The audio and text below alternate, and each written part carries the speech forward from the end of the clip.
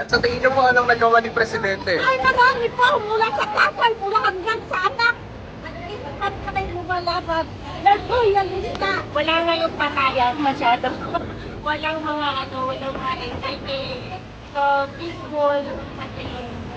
Tumataas pa na tumataas yung sahod. Na kailangan tumaas pa. Ano ka sa bilihin? Ay, tumataas ang bilihin. Babaan na ng sahod. Pero sa tumaas naman po, kayo pa paano. Mga nagagawa naman po siya maganda eh. Ulat ng ano po? Na mga sumasaklolo po ng mga kabahaan. Ano ang pinaka gusto niyong nagawa ng Presidente?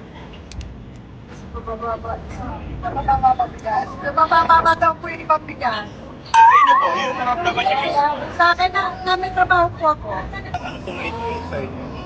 Mababa po yung bigas. 20. May 20 na doon. 30. Yung bayad dati, 60.